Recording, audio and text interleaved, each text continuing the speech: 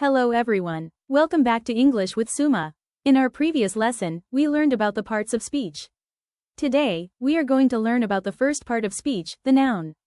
By the end of this video, you will understand what a noun is, its different types, and how to identify nouns in sentences. Let's get started. A noun is a naming word. It is used to name a person, place, animal, or thing. Every day, we use nouns while speaking and writing.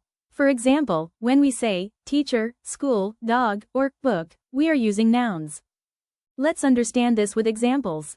Teacher, doctor, and Rahul are names of people. India, school, and park are names of places. Dog, lion, and elephant are names of animals. Book, pen, and chair are names of things. Since all of these give a name, they are nouns. There are different types of nouns.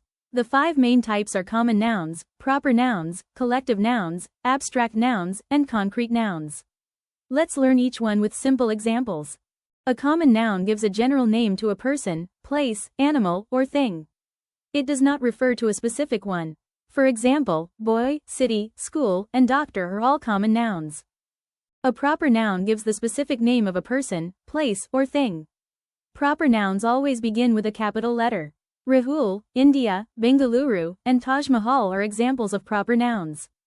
A collective noun is the name of a group of people, animals, or things. Instead of naming individuals, it refers to the whole group. Team, family, class, and army are examples of collective nouns. An abstract noun is the name of a feeling, quality, idea, or emotion. We cannot see or touch it, but we can experience it. Love, honesty, kindness, and happiness are examples of abstract nouns. A concrete noun is the name of something that we can see, touch, hear, smell, or taste. Apple, chair, book, and phone are concrete nouns because they exist physically and can be experienced through our senses.